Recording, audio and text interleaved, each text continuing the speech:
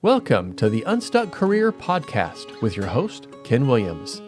Each week, we move along your path to possibility so you can finally have the life you want. Let's learn how to deal with people you never wanted to be friends with together so you can become unstuck and unstoppable in your career and life. Welcome back to another episode of the Unstuck Career Podcast. I am your host, Ken Williams, and today I have with me a friend that we just met yesterday in person, not even in person. This is Ginny Trirnik from South Africa, so just down the street from Indiana, where I live. Welcome to the podcast. I'm so excited to have met you. Thank you so much, Ken. It's great to be here. And we had a conversation. We actually were in the same, I've had several episodes in the last several weeks from Potapalooza, and we did not connect at Potapalooza, but we kind of connected. We connected because of Potapalooza. And Ginny is a mindset coach and an energy healer. And I thought this would just be a fun conversation to have because mindset is a little bit important. And Yeah. she's showing with her fingers just a little bit. So what got you thinking about focusing on mindset? Where did that come from? Well, I've always been interested in the inner work. They always say 80% of it is the inner work and 20% is your strategy. Some say 90-10. So it's really important. And it's always been an interest of mine. How do we pursue things in a better way that makes it easier to achieve what we want to achieve and in a way that is more aligned with who we are, rather than trying to fight up a hill, pushing a boulder. So mindset, I've just always been naturally drawn to that. And then I also take it a step further with embodiment practices. So, we can have all the mindset we want, but if we just keep it in the mind and we don't bring it consciously into the body and make it essentially our new normal. So we don't have to keep thinking of it. There's some really handy tools that we can use to bring us into present moment awareness, but you ideally want to get to a point eventually where you don't need the tools and it's just your natural state of being. Right. Yeah. You said something that caught my attention. It was something about, and I don't know that I'll be able to repeat it exactly, but um, something about who we really are and Yeah. being aligned with who we really are. And there's often a mismatch from who we think we are and who we really are. How Yeah. do, why does this happen? First of all, why does it happen that we have this mismatch that we believe that we're something different? And it's never, at least in my experience, is I've never found anybody who believes that they are better or more valued or more um, worthy than they really are. We always tend to underestimate our worth or our value, our importance. Why is Yeah. that? It's, and to be honest, I think it's even more the case with women. Mhm. I know that's somewhat of a generalization, so it's not true of every man and every woman, obviously, but there is a sense of, for example, the stats, and I can't remember the exact numbers, so don't quote me exactly, but it's something in the vicinity of a man needs to be around 20% certain of what he's saying to speak up. Mm. And with women, it's more like 80%. So it's quite a difference from that point of view. So with women as well, we've been very often kind of over time and history made to fit into certain things where we feel we have this glass ceiling and we can't reach certain things. But I think in some cases it's true of all of us, men and women, where we operating within these programs of, oh, I can't possibly do that, I'm not good enough, or oh, I'm too much or I'm not enough, or, Mhm. these set programs that we operate within. So, and if you think about it, we're generally much kinder to other people than we can be to ourselves. So we will look at other people and uplift them and go, yeah, of course you can do that. And, can see the possibility in you. And often unless we've done a whole lot of work on it, we sometimes don't give ourselves that same credit. We're like, oh, I can see I really want to do this thing and I want to achieve this, but oh no, no, it couldn't possibly be for me. So there's often this disconnect, and in a lot of time it's old programming essentially that's running, stories we've been told, sometimes in childhood, sometimes from people later in our life, and it forms these beliefs about what we can and cannot do. And yeah, in many cases, it's just a case of actually dropping that. But it sometimes takes some doing. And a lot of it's unconscious mind.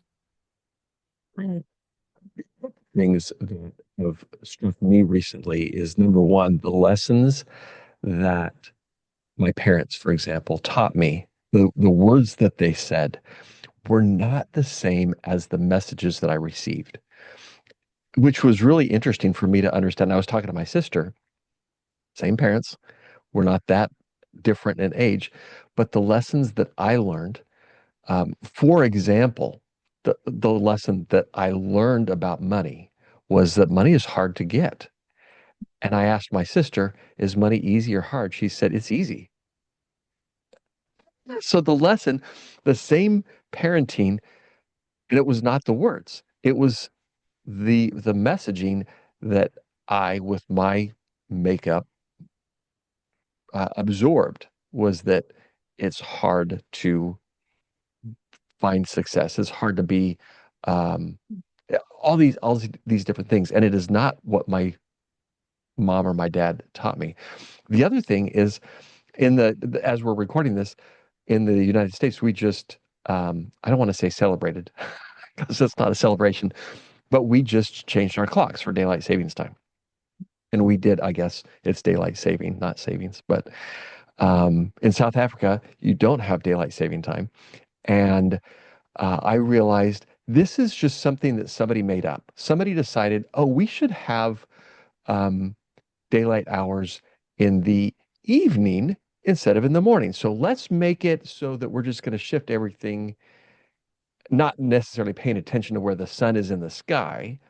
Let's just decide that now instead of 8 p.m., it's now 9 p.m., and we can have this later um, uh, daylight.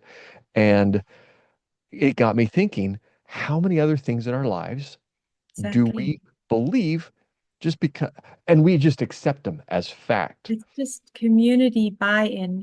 Yeah, It's an agreement that we've made, either consciously, in some cases, subconsciously, to accept something as the way it is. I mean, money itself only has value because we've all agreed that it does. The actual pieces of paper, it's a piece and of even paper if you with go to things written gold, on it, right? We've given it value because that's the communal agreement to, and I'm not saying that's a bad thing. It's oh no, no, simply an observation that many things in our life are like that. We've all agreed.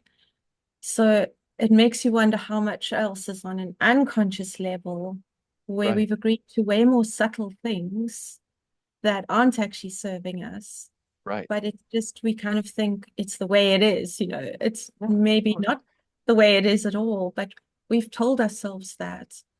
And so over time we believe it. And we that's keep mindset. repeating actions that have the same outcomes because we've told ourselves some old story. That's what mindset is we have this on this I'll call it program because I think it is programmed. I don't know that it was necessarily intentionally programmed, but Yeah. we have this programmed idea that because I'm a white American, this is what I'm capable of, or because I'm a um, whatever it is, because I have this job title, because I have this salary, this income, because I have this particular skill, that I have a different value than somebody who doesn't have that same job title or income or skill or whatever. And it's just the whole thing is made up. And I agree with you. It's not, Yeah. we're not saying that that's bad, but I think for me, as I have started realizing this, that I'm believing things just because somebody, whether it was my mom or my fourth grade teacher or my grandparents, or somebody just said this is true, and it doesn't mean that it's really true. And so as we start to challenge that a little bit in our minds, then we can at least start to see that that's not necessarily serving us well. So when you talk about embodying or having practices to take it out of the subconscious, why is that something that gets to be important? Because often we're just operating from our head bubble. Hmm. So we have these thoughts that circulate over and over, around and around. I mean, sometimes we spend time telling ourselves the same stories or repeating a conversation that happened in some cases years ago. There's literally no point to doing this. And we will kind of obsess over it and replay it or come out with a better outcome, or even just in as things are happening. But we tell ourselves a story and then play it around in our head. And we're missing out. We're then no longer in present moment awareness, and we're missing out on taking in what's really around us and taking in that information. And secondly, we're not bringing in our experiences into our body where we can see whether it's really true for us. So it's about embodying, on one hand, your emotions so that you feel your emotions and you don't have to dwell in it and, but it's processing it through the cells of your body so that you're living more fully. You process those emotions and then release them from your cells. And secondly, embodying what is true for you. Like sometimes we hear something and okay, I'm going to get a little woo-woo. I don't know how woo-woo your listeners are, but speaking about the chakras, for instance, the energy centers down the body, we can hear something or attend a course. And then after, and we're so excited and it makes sense to us and we really like what we're hearing. And then we go to tell someone else about it and we literally can't. We don't know what to say because it stayed in our head. It didn't even reach our throat chakra. So we could actually go, okay, is this something I can talk about? Or bringing it further down into our body to go, is this true for me? Does this resonate with me? Is it my truth? If you think about it, everything you hear, you're matching it to something you already know to go, is this true? Does this make sense to me? If someone says the sky's red, you're going to go, no, that doesn't match with what I already know. So on some level, we already know things, and everything we hear, we're now judging against our knowing. But sometimes we lose a little bit of touch with that process, and things are just kind of bouncing off us, and so much is going on, and everything is really quick these days, and we're getting bombarded with so much information that we sometimes don't take that time to really sit with things, focus on, does this feel right in my body? Is this true for me? And, am I going to take that on or am I not? And release what doesn't work for us. Because what's true for someone else may not be true for us. Yeah, and there's so much going on. And our brain is designed to filter so many things out. Yeah.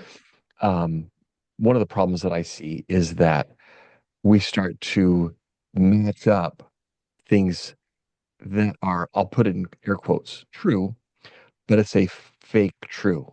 It's a so for example, and I've shared the example on the I think on the podcast before. If you're watching the video, then this will make more sense. But when I was in junior high, when I was in in school, I hated my hair. I hated it because it would stick up, and it is getting long enough that I need to get it cut probably this week or next. But it would stick up, and I I, I had a friend who was his hair was just it was so perfect. It laid flat. It went exactly where it was supposed to. I have cowlicks. I have it. It just doesn't go the way that I wanted. And so for years, every time I heard anybody comment on my hair, I was matching it up to this idea that it's my hair is a disaster area. And it, it was not objectively, it was not helpful for me. But also, um, I heard somebody say that they had hair envy of me. And I thought, why? Why would you want this disaster? And I finally realized because his hair was fine, but he had a bald spot, which I do not have a bald spot. And I realized, oh, there are people that look at this rat's nest and envy it because of they don't know how how awful it is to tame this. I don't spend a whole lot of time on my hair, but the point is that there are a lot of times that we adopt uh, incorrect or unhelpful beliefs about ourselves, and still everything that we hear. I had a friend who said, "Hey, nice haircut," and what I heard was, "Hey, nice haircut," and the words were the same, but the tone that I heard supported my quote truth that this is a mess on top of my head. And it wasn't until um, I really had this confrontation with a different way of looking at the quote truth that I realized, oh, maybe I'm wrong. Maybe I'm wrong about what I think about myself. And so as I have started to play around with that, maybe I'm wrong. I grew up thinking that I was shy. Maybe I'm wrong. I grew up thinking that I didn't have a talent with whatever. Maybe I'm wrong about that. And um, that's been eye-opening for me in a lot of ways.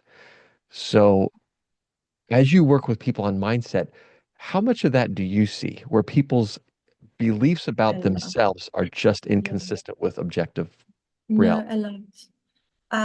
It's these labels that we put on ourselves for often no reason at all. And that's going back to what you were saying as well about when you heard the words, it reinforced your belief. That's perception bias. It's actually how our brains work, where we will actually disregard, we won't even really hear, in some cases, opinions that are different to ours or our worldview. Obviously, as you get more of a growth mindset, the point is taking in more points of view, more viewpoints, so that you're not just fixed in your own viewpoint. But like generally, as humanity, a thing we do is to filter out what doesn't make sense to us or doesn't agree with us. And we don't even realize that we're really doing that. So we will hear and interpret things that back up what we're thinking. Of course, now with social media algorithms, it's even more because it's forced to us where we only see what matches our own viewpoints and the rest doesn't even get to us in some cases. But even when things do get to us, we sometimes don't hear it because we've cemented this pathway in our brains of how things are.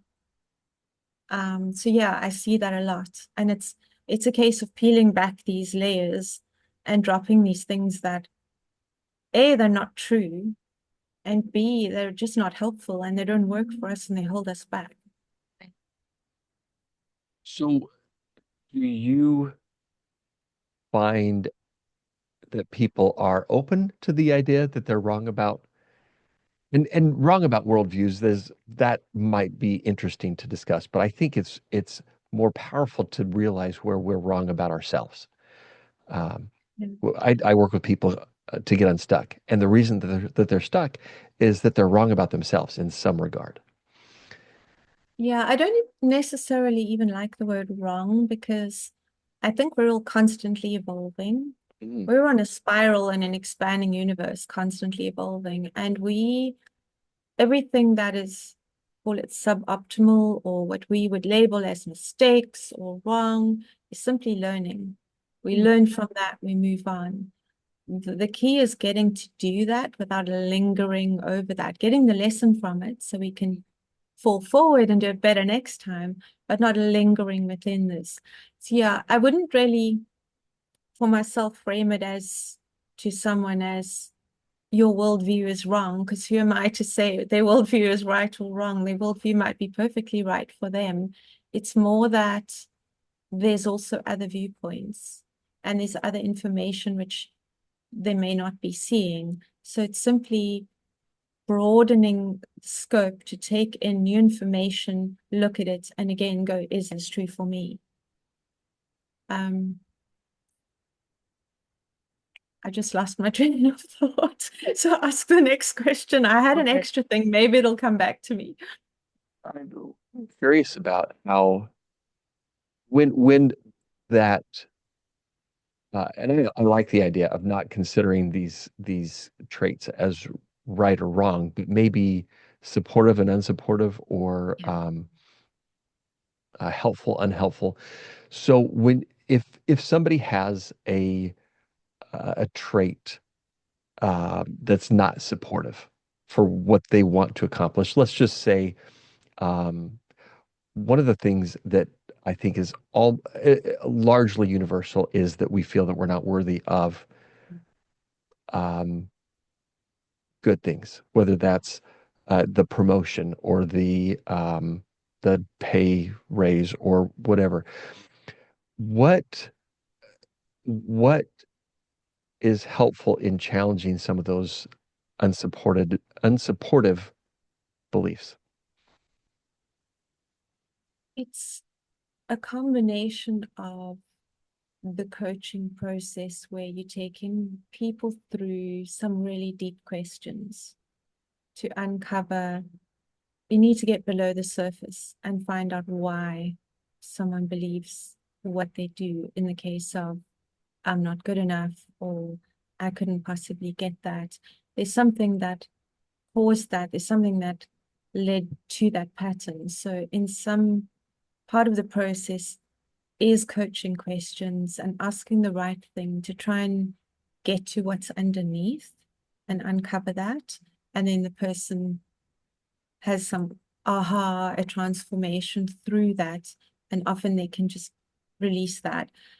But combined with that, if we just focus on conscious mind and on trying to, okay, but we've gone through the questions, we've released this.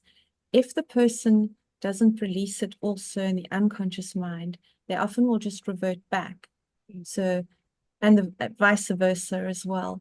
So it's a case of I always bring in the unconscious mind work, which is getting to the really deep questions that are, are locked in our unconscious mind. But also I bring in energy healing and breath work to release things from the unconscious mind so that they're in agreement. Conscious mind, unconscious mind in agreement to really bring that change so that you don't suddenly, like today you've had the breakthrough and tomorrow you're back to going, yeah, but actually I don't think I'm really going to get I was that. wrong. So it's, yeah, keep it like change that lasts and then bringing it into the body, the embodiment piece. So it's a whole process. I like that because um, it's I have a mentor who the way he describes the subconscious is insidious. The Yeah, subconscious is insidious, and which that's means a good word.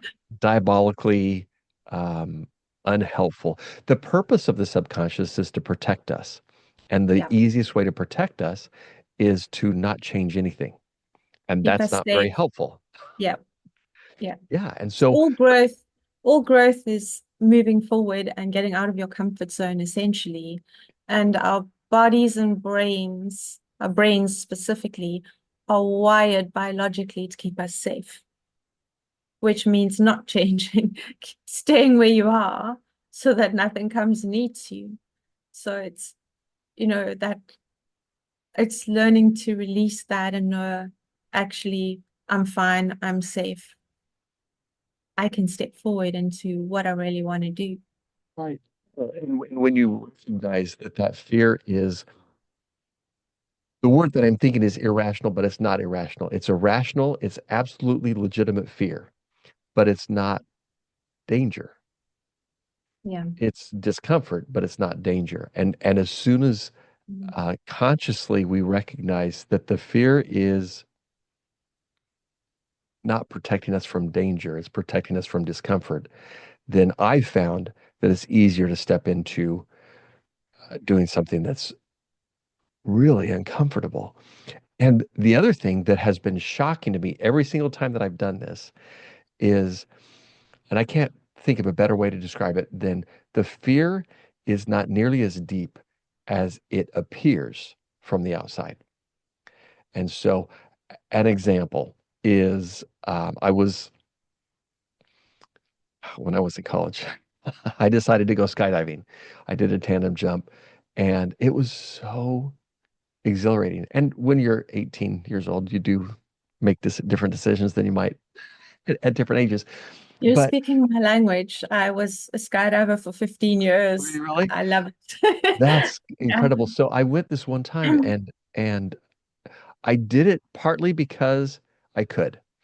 And my parents were a couple thousand miles away. They couldn't stop me. And I'm 18. I can do what I want now. And this was back in the pre-internet days. So I wrote my parents a letter on Friday. Dear Mom and Dad, just wanted to let you know tomorrow I'm going skydiving. And I knew there was no way they were going to get this letter before I went for them to call me and say, don't do it. And then I went on Saturday. But stepping out of the plane, a tandem jump, so I'm attached to an experienced skydiver. Stepping out of the plane, I felt like I was falling for a second.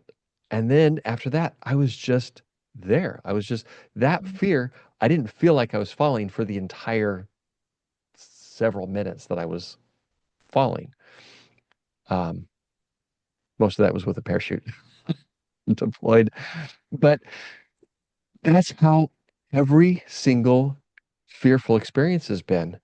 I'm reminded of a movie that I think there's some great nuggets of truth in movies, and this was the movie We Bought a Zoo, and the main character said that if you can step through, I think he said 20 seconds of fear, you can have almost anything you want. And it's not even 20 seconds. It's probably 2 seconds because then the 2 seconds you realize I'm still alive. This has And I've not killed me already yet. done this. I love the way you phrased it earlier when you were talking about that fear. You really summed that up so well. Totally agree. And also when things are, just to add to that, when things are aligned with us and it's like a soul yes, it doesn't mean we're not going to have fear around it because it's still stepping into the unknown, taking that action. But it feels, oh, it's like the fear comes up, we step into it, and then like you said, it's very short-lived and it goes away. If something is really a feeling of discomfort, of no, this isn't for me, and it's that it's more of a discomfort or severe discomfort than fear in that case, and then that's a no. But exciting things or challenges in your business or in your personal life and stepping into that, you feel the fear, you do it anyway, and it's healthy and it's how change and growth happens. And like you said, it's seconds and then it's gone. In some cases it can be a little longer or it can come back in a spiral, but we're always moving up a level, up a level, up a level. Whereas the trick is not to go, oh, there's a slight barrier, there's a bit of fear, and stop and freeze, because then there's no progress happening. Always, progress just starts to grow. It becomes more intimidating, more maybe even tangible and more paralyzing. And if you just take one step, Mm. It's nothing. And And it, have you ever put something off, where I've done this often, where you put something off because it sounds so daunting and you build it up in your mind as this big thing. And when you finally do it, you're like, seriously? Was that all? Why did I put that off? It usually is far less scary than we thought it would be, and takes quicker, much quicker than we thought it would take. And the effort of putting it off and of building it up in your mind took far more mental energy and time and bandwidth than just simply doing the thing. And yet we tend to do that often with various things in our lives. So it becomes a way of recognizing and immediately stepping, processing quickly so that we're not wasting time on things like that. love On the resistance, wasting time on the resistance itself instead of doing the thing. my energy. We waste so much energy on the resistance. It's so exhausting. Yeah, And I love, I wrote it down. I love your phrase that you call it a soul yes. When you are a soul yes, this is what I want, or this is who I am, or this is 100% aligned with me at a deep, uh, soulful level, then that fear becomes less important because the exactly. motivation Exactly. is a soul yes. And Because your that's why where, is stronger. yeah.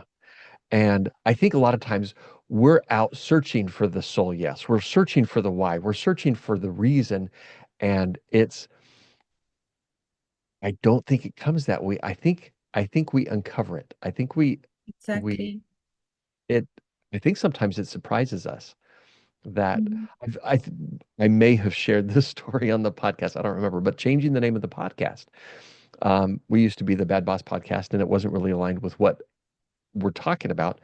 And I went through a lot of iterations and I went through a lot of different ideas.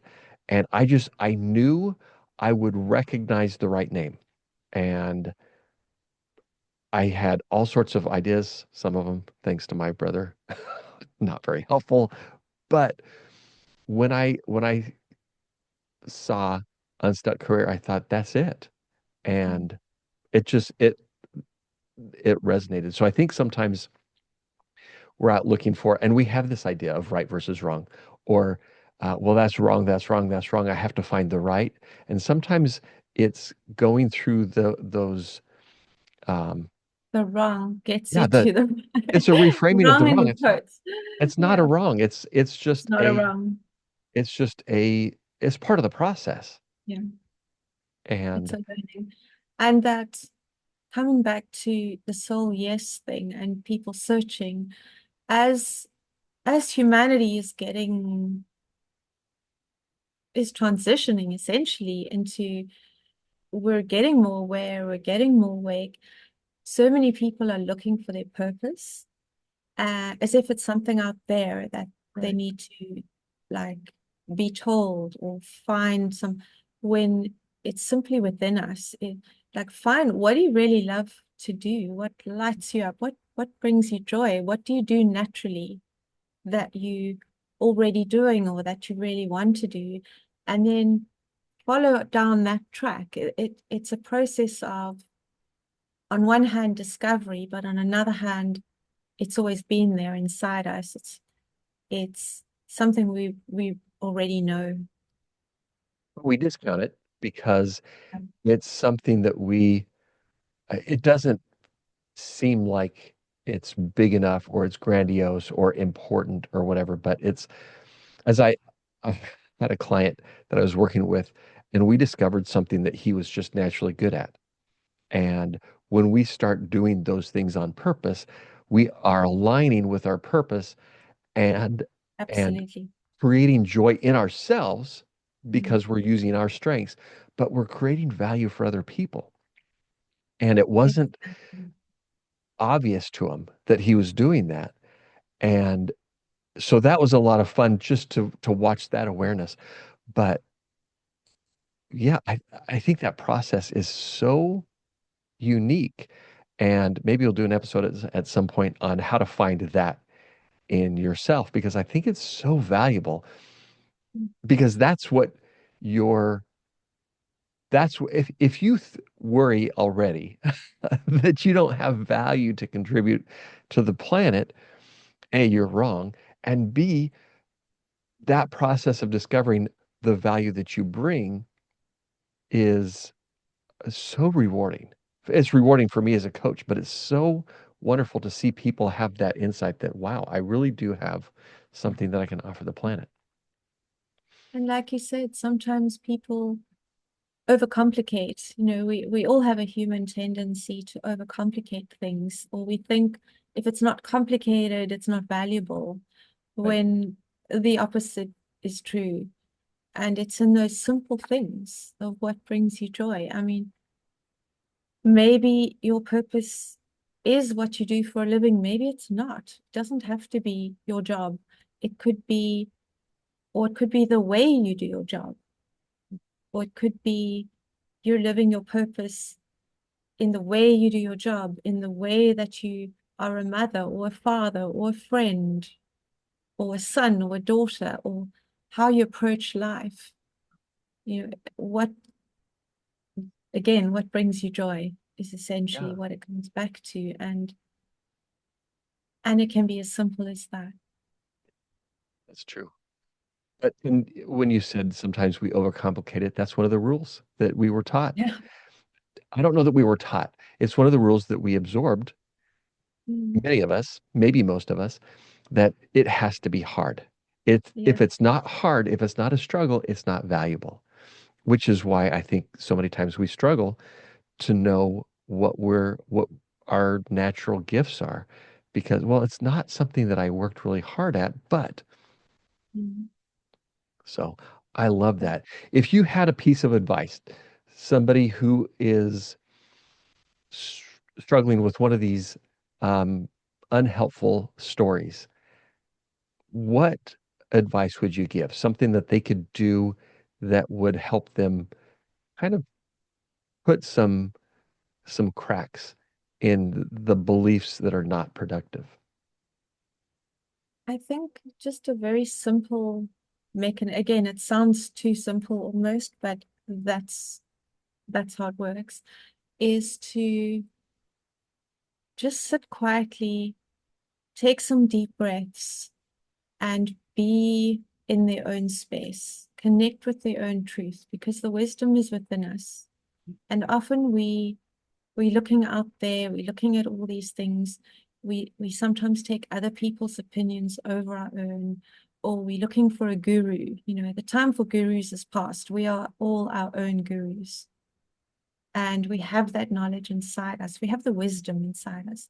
So it's just tapping into that, even if it's 1 minute, to take some deep breaths, tap into your inner knowing, and just sit quietly and go within. As a simple little practice, there's obviously lots of things you can add. It's useful to get a coach in some cases. There's specific processes and tools, sure. But for one quick, simple thing that can really bring about change is going within. Yeah. And it's not listening to, it's, I want to say this right. The opinions of other people have been what have framed us, shaped us. It's like daylight savings time. It was just somebody's opinion. It's just somebody's opinion that your career path should look a certain way. It's just somebody's opinion that you have to be 20% or 80% certain of what you're saying before you speak up. And we've adopted those opinions, and that has then become our quote truth. And so I love that. Um, Starting to filter out what's real, what's the real me at my core, and maybe just challenge the thoughts that, well, I'm an introvert. Am I really? Am I really an introvert? Mhm. Who told me that I'm an introvert? How do I know? And then just playing with that, And maybe it's true, but maybe it's not. Maybe it's just that this is what you've been told your whole life by somebody who has an opinion, and it's not supportive, it's not helpful, and it's not necessarily in your best interest. I love that. Part of that is getting curious. Hmm? Like those questions you're asking. Curiosity is an amazing thing that's often not given its due, but to approach life with curiosity and to approach your own beliefs and thoughts with curiosity, like you said it very well. Is that true? Where did this Let come me from? get curious about this. This is Right. really real for me. It's so much fun. I feel like we can just talk for much longer than anybody wants to listen to us for. But this has been a lot of fun for me, and hopefully, um, it's helpful. So, if people wanted to learn more about you, about what you do, if they want to connect with you, what's the best way for them to connect with Jenny? Probably the easiest is my website. So it's my name.com, jennytrirnik.com. I'll spell Trirnik for those who are on audio. Not in Can be German. a little tricky. So it's Jenny and then Treurnich. So my website is there. If you add a /gift, you can go straight to my free gift, which is a quiz. So it's called Your Path to Fulfillment and Purpose Quiz. It's very simple, it's not long. The point is not to rush it and just go, okay, this question, next question.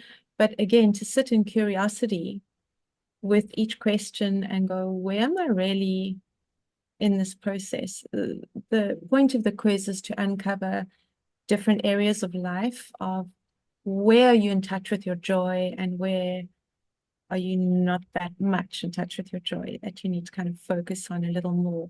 So it's simply it's a starting point of shining a light on where you may need to focus and where your life is really in flow. And Okay. sometimes it's not the areas we think. So Right. it's good to take a look and to take a look every now and again because things change. It's true. And I'll put the link to your website as well as the link to the gift in the show notes so you can Thank you. check that. Um, it has been, like I said, this has been so much fun. It's I been loved our really great. conversation. Thank you for having me on. I think we should do it again Love sometime. chatting to you. Let's do it again sometime and Absolutely.